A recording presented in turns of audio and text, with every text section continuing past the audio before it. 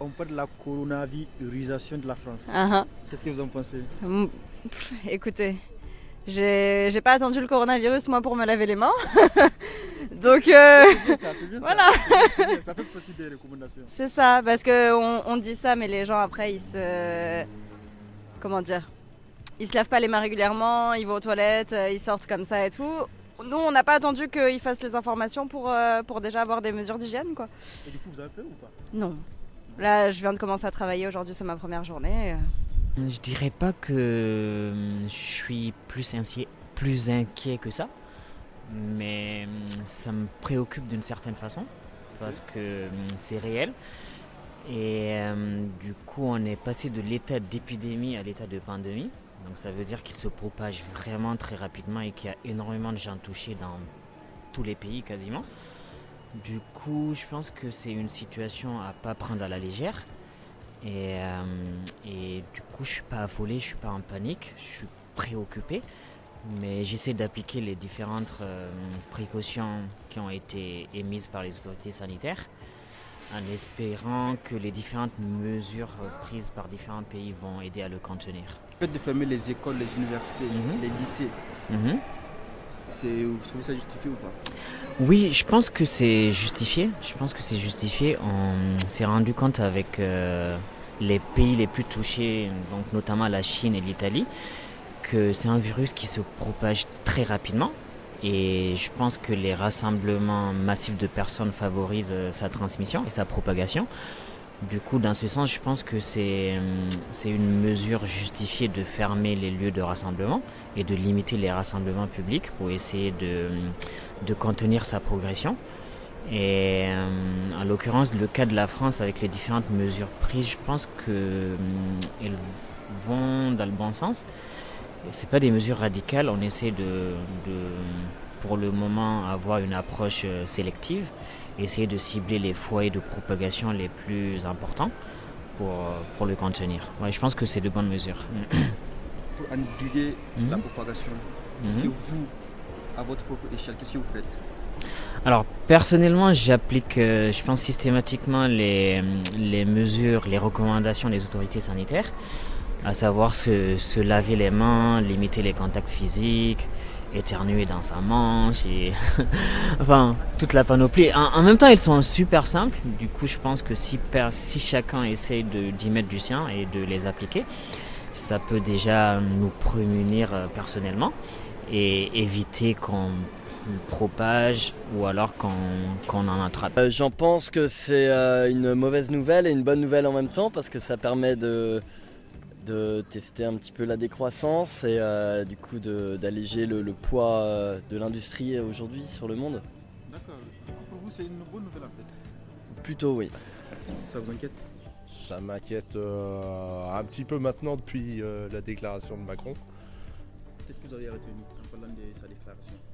Que tout est fermé au niveau des écoles, etc. Donc c'est que ça se développe pas mal. D'accord. Et qu'il y en a une prochaine après les élections, je pense qu'il va nous annoncer encore pire. Mais... Okay. Et il vous a rassuré, monsieur le Président? Non. Non?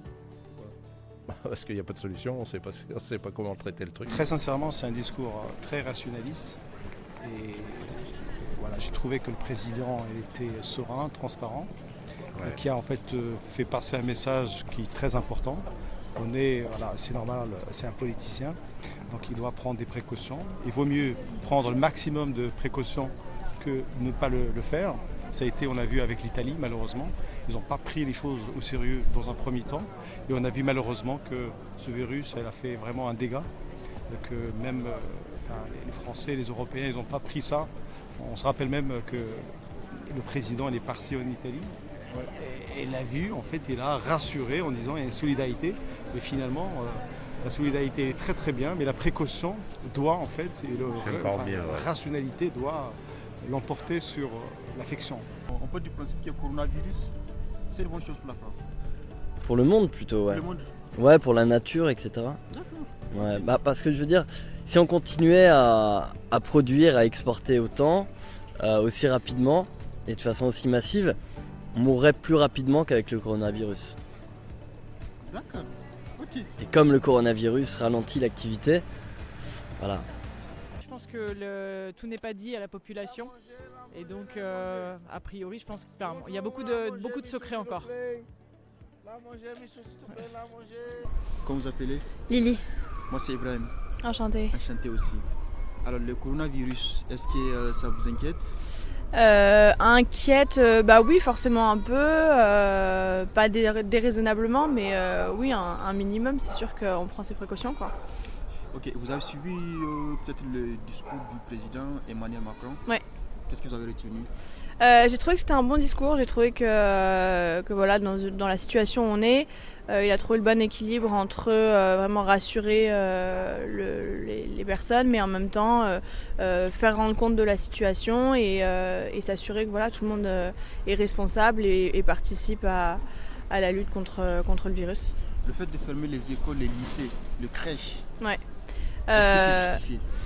Justifié, je pense qu'au stade où on en est, oui. Et en tout cas, si jamais c'est une mesure qui est peut-être un peu trop ou jugée un peu trop, je pense que dans le cas où on est, faut pas prendre de risques. Voilà, tout le pays est au ralenti, il n'y a pas d'exception. Ce sera difficile pour tout le monde, donc je sais que ça met les parents en difficulté. Mais voilà, comme il l'a expliqué, les enfants sont porteurs du virus peut-être sans le savoir. Ils sont une des sources principales de la répartition du virus et du coup si on peut freiner ça, oui, il faut le faire. Pour contenir la propagation du virus, l'une des recommandations la plus importante, c'est laver les mains. Ouais. Est-ce que ça vous arrive d'aller aux toilettes, sortir et ne pas se laver les mains? Non. C'est systématiquement, virus ou pas virus, voilà, ça me paraît être quand même une mesure d'hygiène de base. Donc voilà, peut-être que ça fera réaliser certaines personnes qu'il faut le faire de manière constante, qu'il y ait une pandémie ou pas. Mais en tout cas, oui, c'est sûr que voilà, c'est à faire dans 100% des cas.